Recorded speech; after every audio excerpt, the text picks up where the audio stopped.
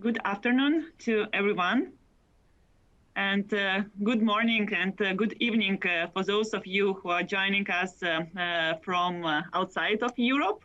And actually, we have some speakers in our panel. It's Travis and Kayvan who are joining us from US. So there is early morning there. So thank you, Travis and Kayvan, to sacrificing your sleep for joining us and sharing your experience here. And thanks for everyone who are listening to us and watching to us for joining our panel discussion, which will be about new technologies to solve regulatory problems. Unfortunately, we cannot see you and hear you and see your eyes to decide whether you are enjoying our panel discussion or not. But we will do our best for you to find our discussion very useful. Yes, so let's start with some introductions. Maybe I will start from myself as I'm representing regulator and supervisor here. So my name is Yekaterina Govina. I represent Bank of Lithuania. So we are central bank and supervisory authority for financial market in Lithuania.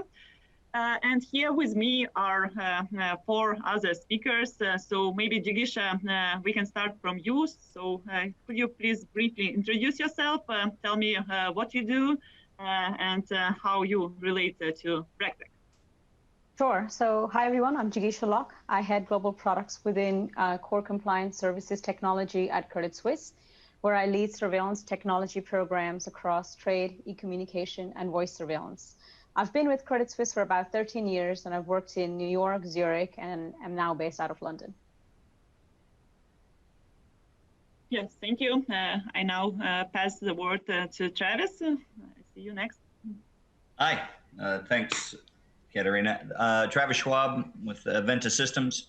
Eventus is a firm that provides trade surveillance and market risk solutions to firms like Jigisha's and all over the place. So global asset classes and global firms. We have about 60 customers around the globe providing RegTech solutions. Thank you. Kayvan. Thank you. Absolutely. Kayvan Alikhani. I'm the CEO and co-founder of Compliance.ai. We serve the banking, financial services, and insurance industries, helping them respond and react much more gracefully and easily to compliance and regulatory changes globally. Thank you so much. Thank you. And Søren, the floor is yours. Yeah, thank you. My name is Søren Andreasen. I am Danish and I work for Danske Bank. I'm also based in Copenhagen. I work for Danske Bank as a Chief Digital Officer, and I've been working on upgrading the technology at our UK bank for the last couple of years. Thank you all. So as you see, we have quite good coverage, both from banks and RegTech solution providers side in the panel. So maybe let's start with the bank. And Søren, I will start with you. I can see Danske Bank on your background. So my perception is that Danske Bank is quite advanced in deploying RegTech solutions in its activity. Could you please share us maybe some specific examples? What RegTech solutions are you using and how you benefit from them? Sure, Katerina. Yeah, it's a lovely sunny day here in Copenhagen today. So we're enjoying it very much. It'll be raining for the rest of the week. So it's the last day with proper sun, I think, this year. We have really upped our game within the regulatory agenda the last couple of years, and we really started deploying technology to help us out. We are using technology in primarily two areas. One is in the customer-facing channels. So to ensure that our clients, our retail customers, get a much more sleek and better experience banking with us, less friction. Here we're using technologies such as biometrics ID verification, so we can onboard customers easily and also do ongoing due diligence with the least possible hassle. We haven't implemented this kind of technology in all our channels yet, but we are expanding and doing it to a larger degree than we did previously. Then we're also using it internally to monitor our clients. So we are using advanced analytics to help us out. And of course, in the old days, everything was done with humans, and we're really using technology not only to automate things, but also to ensure that we're doing things better. So, I mean, a human can only keep that much information in the head, and it is very complicated stuff we're working with. So using technology really helps us, and especially advanced analytics, to find the cases where we need to dive into details and basically focus our attention in the right way. So to sum up, what would be these main drivers, I don't know, inside of your bank to deploy RegTech solutions? Yeah, well, we always have an ambition to do as much as we can to be living up to the requirements of the regulators and also our social responsibility. And we really, the only way we can really do that while still being cost effective is to deploy technology, basically. So it's both the driver is both doing the right thing, but also doing it in a way so we can be cost effective and basically be a good bank for our customers, delivering a product that is cheap and competitive, and at the same time with as low friction as we can. That is our goal. Thank you for that. Jigisha, you represent other huge enterprise. Can I hear your views on looking at RegTech? It is being praised for its cost deduction and efficiency gains. Yes, but what are another benefits of RegTech, in your opinion, besides of these two obvious? Well, so I think it's a bit simplistic to say that AI, machine learning, is this magic pill that will immediately reduce our costs. I think it's a bit more nuanced than that. And while the tools may or may not be cheap, the efficiency gains, I think, will take time to materialize. Fundamentally, firms need to restructure their workforce. And while the number of resources required will definitely drop, employees will need to be upskilled. The skill set required not only to analyze the output, but to actually manage and continue to improve the capabilities will be quite different. So there will need to be an investment in talent. And I think a dynamic workforce will be necessary to truly benefit RegTech. And that brings us to an actually interesting survey that I read last year done by PwC when they published the results of the market abuse surveillance survey that they undertook across Tier 1 and Tier 2 banks. The results were actually quite insightful, but what held my attention were two bits of information. When firms were asked about the improvements that they saw in the market offerings over the last 3 years across trade, e-communication, and voice surveillance, 75% said that they saw significant improvements across coverage, functionality, and alerts. However, when asked about satisfaction levels with these same tools and capabilities, only 45% said that they were satisfied with the tools that they had. And this goes to show that new is not necessarily better if we don't understand our key challenges. What is the key gap? What is the problem that you're trying to solve? Are we solely trying to solve for high volumes of false positives? If so, then let's focus on machine learning. By training the machine to identify the potential of false positives with a high degree of confidence, you're freeing up compliance officers and redirecting them to more investigative capabilities.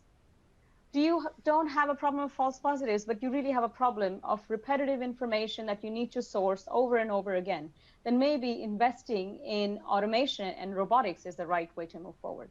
So unless you understand your key risk and control, and then make a decision on what tools you need, you will never really truly be able to harness the potential of RegTech. Thank you, Jigisha. It's really interesting to hear it from such a perspective.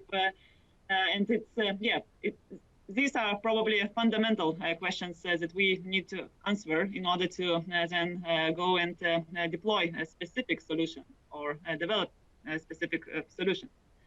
So I would like to switch now to our third-party providers or RegTech solution developers. So Travis, is it easy to sell your services to big banks, investment companies, and so on? Yeah, totally. We sell. You sign tickets all the time. It flies out the door, Katerina. Yeah, unfortunately, it's probably it's just your wishful thinking. Yes, I guess. Wishful thinking. From your sarcastic tone. Yeah, but my question would be about the maturity, actually, of RegTech adoption. So if you were asked to put a dot on the scale of RegTech maturity, so would it be like in the infancy stage, or it's like very broadly being adopted already? So where it is right now, where we are? Yeah, I think, RegTech is just a new term on technologies that have been used for a long time. So I used communication surveillance providers 15 years ago at a broker dealer. So that's squarely in the RegTech space. And so I think, there has been adoption in certain parts of our business for years now. I mean, 10, 15, 20 years. And so in certain areas, there is massive adoption, right? It's just everyone uses an electronic platform to surveil electronic communications, for instance, or the majority. I think what you see happening on the larger institutions, potentially like Jigisha's, is the combination of technologies and deeper levels of analytics that can be achieved. Is before, depending on the size of the institution, a lot of these things are very siloed, right? You have just the back office doing this area, front office, middle office, risk doing this, surveillance doing this, governance doing this. And I think what you have today, or the capabilities is sharing a lot of this data platform together. And so, we see across our clients very wide adoption capability in kind of that combination of data and that deeper level of analysis. And so, when we're talking about just overall adoption of RegTech, I think it's pretty wide depending on what you're talking about. When we're talking about some of the newer technologies associated with RegTech, whether that's ML or automation or robotic processing, I think it's really varies depending on the size of the firm and where they're at in the world. And so we see from people still using Excel, lots of firms, even big firms still using Excel for a lot of kind of core trade surveillance, all the way up to very sophisticated firms using ML wherever they can. So I think the adoption curve, just like anything else, is depending on who you're talking to and where they're at. Are there any differences from US and Europe? Can you compare two continents? Who is more advanced there? Yeah, it's a good question. In general, and we don't have as deep experience in Europe as of late. We really just kind of entered Europe over the last 6 months. And so our experience there is a little bit less. We've been in the States for 5 years. We've been in APAC for 1.5 years, 2 years. And so I would say in general, the level of sophistication for the large kind of bulge brackets in the States probably is the highest, right? Every conversation is driven by, some of the first questions are, how are we using ML in our platform? And how, Jigisha talked about, the reduction in false positives. How are we using ML to reduce false positives? That's almost the opening question when we're talking about large institutions in the States. It's different in Europe, and as far as the types of questions, it's more about, can you go across asset classes from a surveillance standpoint? Are you really being able to tick the boxes of our MAR requirements, our MiFID II requirements that not necessarily are using some of the newer technologies? And so I think, and then APAC is a little bit different because they don't have super prescriptive kind of macro regulatory requirements. And so it's in between. the U.S. and Europe. And so, again, it's all over the place, depending on the size of the firm, where they're at in their level of adoption of these technologies. Thank you for this perspective. And now I will ask Kayvan. The name of your firm is Compliance.ai. Yes, so it seems that AI is embedded in your services that you are providing. And I would like to ask you about new technology. Yes, because our panel is about more about new technologies and how we use them in compliance, not mere technologies. Yes, so AI and machine learning. So, do you find a lot of advantages in using them, or is it necessity, or it's just a nice abbreviation that you put in your name and then selling your services much faster? Yeah, that's a great question. I'm obviously going to answer it from the perspective that we know from our vantage point in terms of regulatory change management. We are seeing the main role of AI-driven solutions is really being streamlining and automating those business processes that are highly manual, very time-consuming, frankly error-prone, non-scalable, and as a result of all that, costly. And the idea is to say, if you're adopting AI or ML-driven RegTech solutions for the purpose of change management, is it helping you, first of all, reduce the noise? So use AI to pre-classify, to summarize, to rate, to rank regulatory changes. Did that end up providing you with a great saving in the amount of time that you would have spent manually performing all those tasks otherwise? And is that, as a result of that, helping your company focus on more analytical impact analysis, implementation work, and focus on growth? So reduction of noise is really one expected outcome. It's very quantifiable because we know how much time you're spending right now and how much that's costing you. There's a before and after clause. And of course, modeling. You're in growth mode, you're trying to expand into other jurisdictions, you're trying to launch a new product, you're trying to acquire another organization. With the ability of using modeling and completing those kind of comparisons across the jurisdictions, topics, and metrics with AI is significantly faster. And there's not a comparison really in that case between before and after.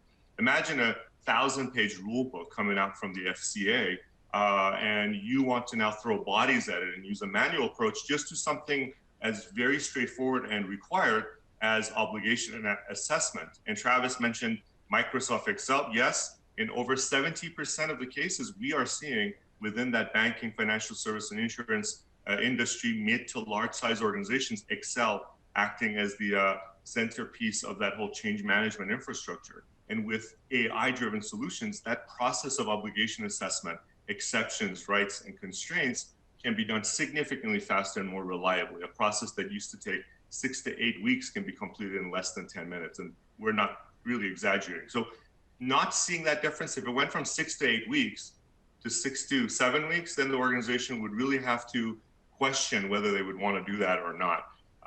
Next, I'll give you an experience that we had with an organization, multinational, in late 2018-19. We were working with them, and a head of compliance, our solution when they were trying to adopt it would ask them questions such as like, where do you operate? What's the size of your organization? What agencies do you care about from a regulatory perspective? What topics are important to you? And he just stopped me halfway and said, wait a minute, don't you have a suffix of AI in your name? Why are you asking us all these questions? Don't you know all these answers already? And at first we were kind of a little surprised, but months later, think about it.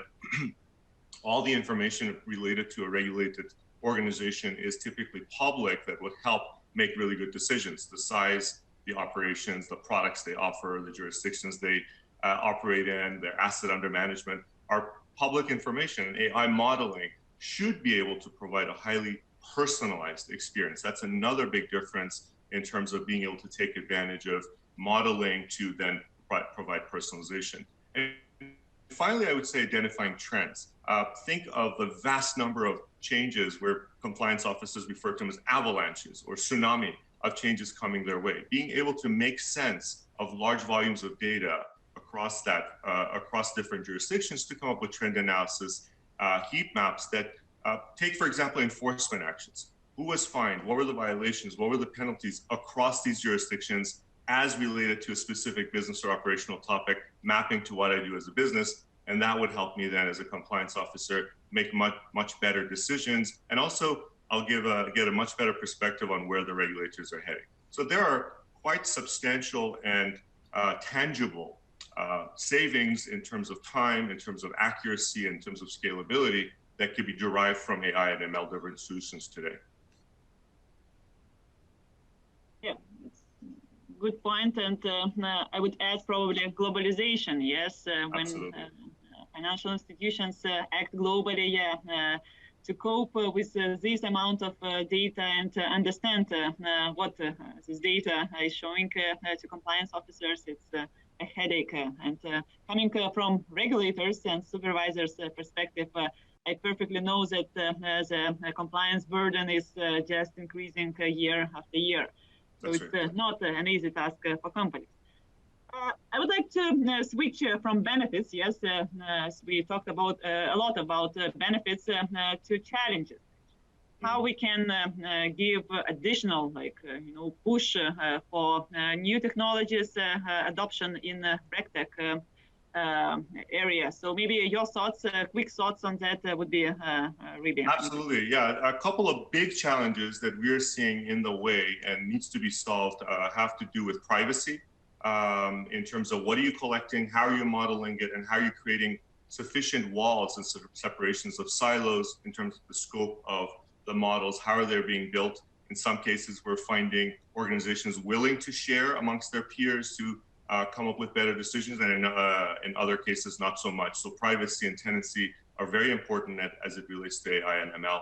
And the other big aspect is really accountability and transparency. I would tell you that at the end of the day, if you're building a black box, machine-only AI-driven solution, when things go wrong, compliance teams cannot point to a robot and say, the machine did it, it wasn't me. There has to be a good level of accountability and transparency. That's becoming more and more demanded and very much mandated by this organization. So those are two specific trends to watch out for in the, I would say, maybe in short-term future.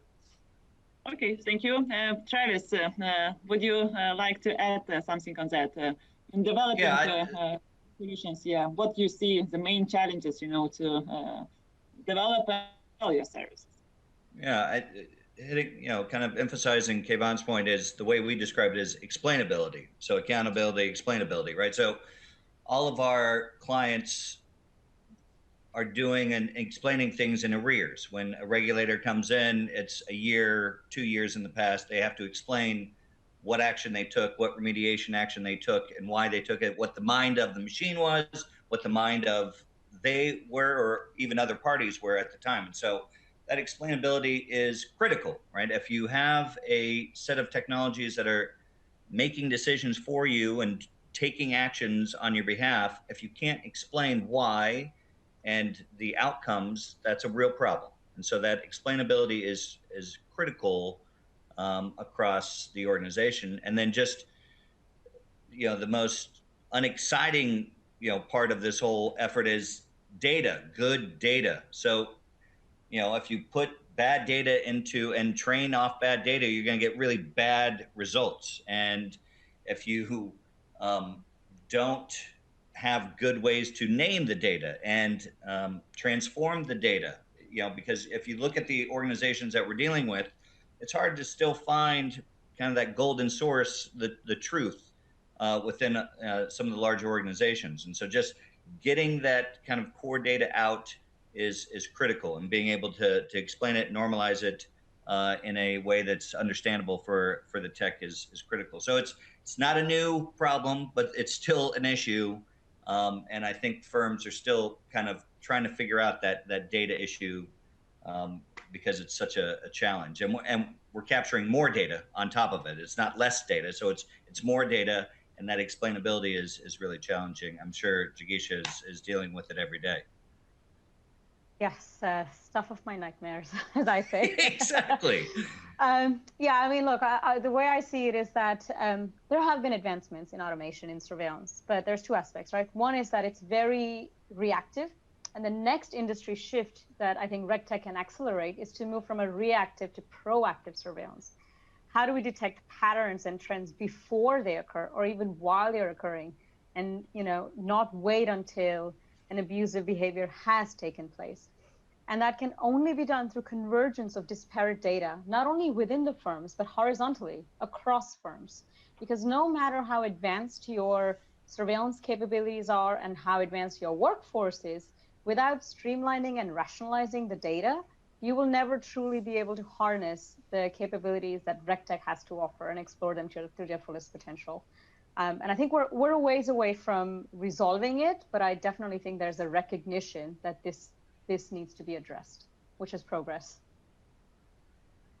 Yeah, but even so, that's a great point. And I'd just add to that is just sharing that data, let's say, across firms is really challenging. Even from within the States, you have privacy issues, and a lot of firms you can't share potentially red flag information with other firms because you're violating maybe Treasury Department or Fed rules or their SEC rules. And so just even if firms wanted to share the information, the regulatory infrastructure doesn't necessarily allow for that in a straightforward way yet. And so there's things that there's other challenges outside of just the normal challenges, just structural macro challenges to sharing that data as well. So your points are well taken. The regulators need to also kind of adopt a wider view of the world, and the world, with the amount of data that's available, and you can be more proactive, but you have to have that data and be able to share it with your cohorts. And in fact, there's precedence for that. We look at what happened in cybersecurity, breach and data exchange used to be exactly that, walled gardens. I'm not going to even tell anybody that I've been breached. And I think cybersecurity framework and alliances over the years have shown that tokenized, headerless, anonymized data is actually extremely helpful, and we're seeing more and more of that sharing, and that has had a lot to do with regulators inviting for any and all opportunity to do that. In fact, incentivizing companies to do it. I think that the same should happen across other operational lines. We have taken steps to create a you could say work towards having a shared utility that will within the AML space actually work together between the banks, and we have committed to be part of that in Sweden. So that's a first step for us in actually working together, and of course the ambition is that with the more data we would be better at identifying risks. But that being said, it's a collaboration between regulators and the banks. It's not something you can do alone, and it's a challenge I can see also for the regulators. Katarina, we were talking about that as we use advanced analytics more and more. How do you explain the outcome in retrospect? So I think having expert models as well, using a challenger champion pattern where you can actually say, well, this is what we would have done if we hadn't used advanced analytics, and we can see that our hit rate is actually better. So you can actually explain to regulators that you are actually doing better than you would otherwise have done if you didn't use advanced analytics. And I think being able to explain that in clear language is key when you use machine learning. Yeah, I totally agree. So not only probably a financial market needs to adopt technologies in order to tackle all the risks, but supervisors themselves need to adopt these technologies as well. Yes, in order to understand when they come to on-site inspection, what is going on, yes, how to read the data, probably, and information provided, and how to be able to supervise financial firms. As we touched the topic on collaboration, yes, we have one question from audience about collaboration between financial firms and third-party RegTech providers. So in-house or third-party solution provider? So what works the best? Is it like combination, or it's better to build the solution in-house as you have all this know-how? So what is the perfect recipe, in your opinion? So it would be beneficial to hear your thoughts from all of you. So I can go first. I think to build or to buy technology is an age-old question, and there is no cookie-cutter answer to this. at least from a surveillance standpoint, it has to be based on the market abuse risk assessment that firms undertake to have oversight of their residual and inherent risk. In general, in the compliance and regulatory space, it's not really a differentiator for firms. So there's not, I would say, a drastic competitive advantage to build full stack capability solutions in-house. If there are risks that are inherent to the industry and you have vendors with proven capabilities that have demonstrated both flexibility and adaptability to changing regulations, then that is a path that we should definitely explore. But firms will always have risks that are unique based on the business model, products, and sectors they serve. So there will be always an element of that custom development and custom solutions to address firm-specific risks. And I think that optimal balance between vendor and in-house solution product mix is for each firm to determine once we have an understanding of the risk and we can map offerings against it. I can go next if I would say that having talked, I think at this point with a little over 500-600 chief risk compliance officers, finding the patterns that we're seeing in those mid to large size organizations, we're seeing an 80-20 rule. 80% bring in technology, best of breed. They're operating at a significantly faster pace than an organization can innovate.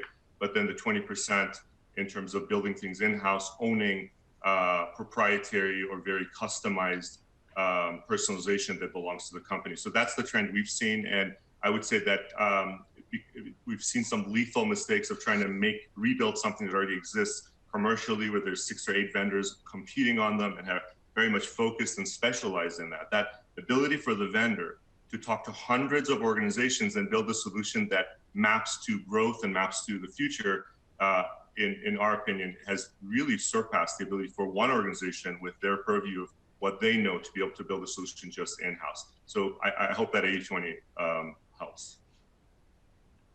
Yeah, and it would be interesting, from Kayvan and Travis' side, it would be interesting to hear for our audience, maybe you have some advice how to deal with a financial firm, how to make them to buy the solution. Maybe some practical advices would be really helpful.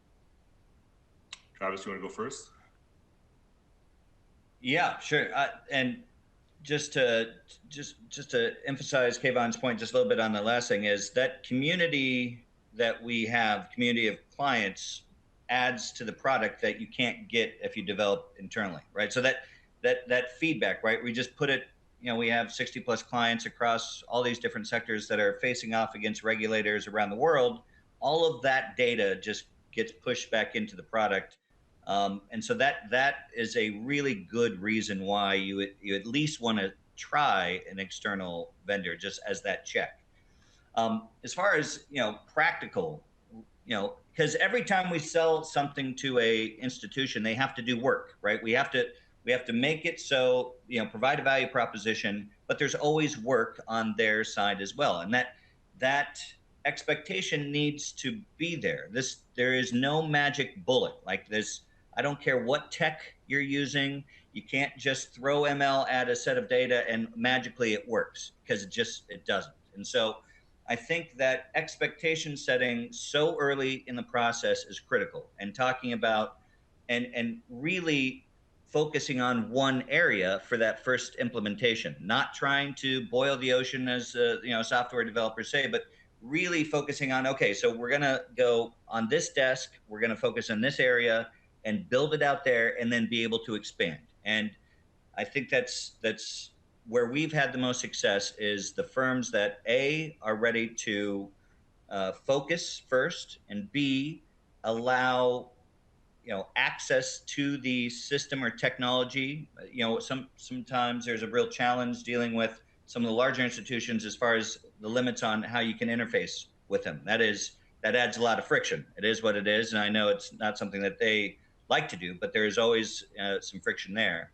And then third, you have to allow access and be ready to work with internal sources on the data sources, right? Is give us access to the data, give us access to the system, and then things move much faster. So those, every time is expectations focused, and then getting access to the data and the right folks internally is we've seen the kind of core core reasons or core ways to be successful in these implementations. Yeah, and I would add to that, I agree completely, avoid the boil the ocean, solve for very specific business problems, define that viable, minimum viable business solution, be nimble and very specific. That works very well. One thing I should mention to you in our journey coming from 2017 to now, where RegTech adoption, specifically for the purpose of regulatory change management, where I know about, was very much a curiosity. What the heck are we talking about? Why would I abandon this tried and tested method I have today? In 18, we started seeing more and more trials and implementations, and 19, it became stronger. Now we're seeing more and more RFPs from these same larger financial service organizations, in fact, demanding characteristics that are available within RegTech solutions. So we're seeing more and more of a matter of when as opposed to a matter of if. The other thing that we found extremely helpful is the ability to allow the service firm, financial services firm, to do a sandbox, side by side, essentially analysis of the before and after. This is what I'm doing today.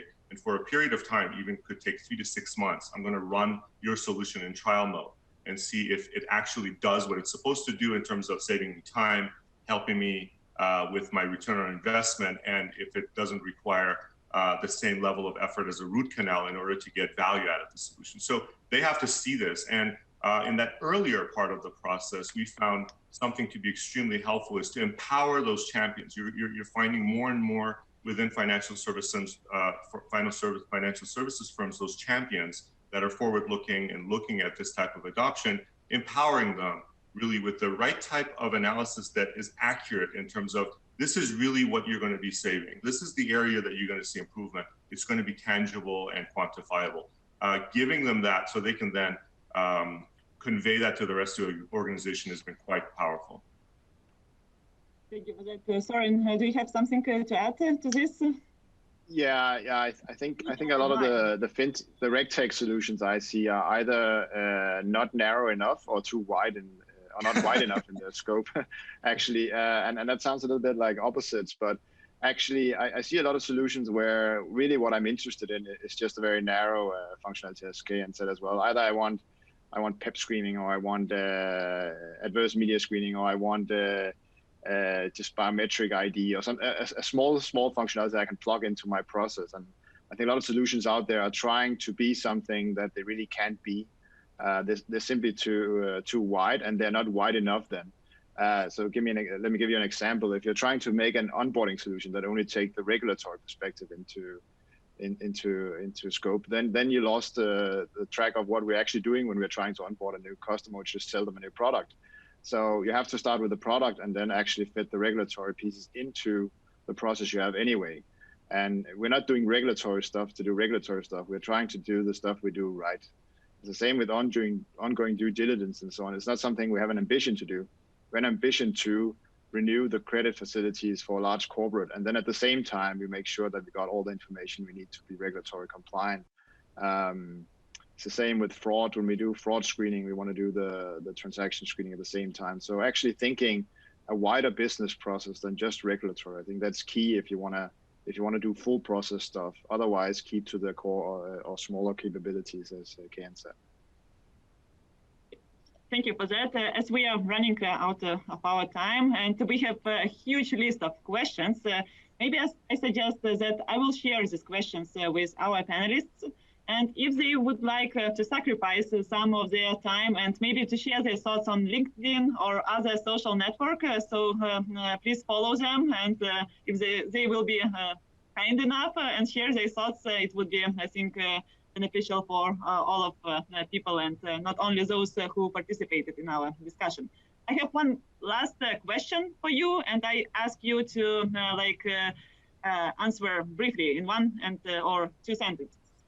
So I suggest we have a few compliance managers listening to us. And for lawyer, for example, being compliance manager, all of this artificial intelligence, machine learning, and so on could sound like, okay, I will lose my job. Yes, maybe I need to go and look for another job right now. So are robots and machines going to change humans in compliance department? What are your thoughts? Jigisha, you start. Yeah, Sure. So just one sentence. I don't think humans are going anywhere, but I think we will end up with machine-enabled human intelligence. Thank you. Travis, you next. I would say you're not losing your job, but you better be doing more than just repetitive processes. You need to go deeper and understand these techs. And you don't have to program, but you need to be adding value over and above, repeated process. So I think you're absolutely, the human is core, but you need to, kind of upskill, I think is what Jigisha called it, your abilities. Thank you. Kayvan. I think in the short term, machine-only solutions are not suitable. We find a very good market opportunity for legal tech, compliance folks to actually start helping and assisting vendors and come to the darker side and assist in the build out of these solutions. We at Compliance.ai believe in expert in the loop, an approach that actually marries or pairs automation with expertise, subject matter expertise. And we are seeing more and more of that demand where, okay, you have some decisions, but now you need expertise in terms of basically narrating that and explaining that and providing impact analysis on that. And there's going to be vast and ongoing opportunities for that. That's not going away. I think there's a transformation to more of a legal tech set of opportunities. Søren, can you give us? I agree with all of you. I think we will probably see less people working with this in the industry on a world level. I believe that firmly, but there will still be lots of people working with the regulatory agenda, and hopefully it'll be less transactional based, and they will spend their time on something that's more valuable, looking at actually investigations and making decisions.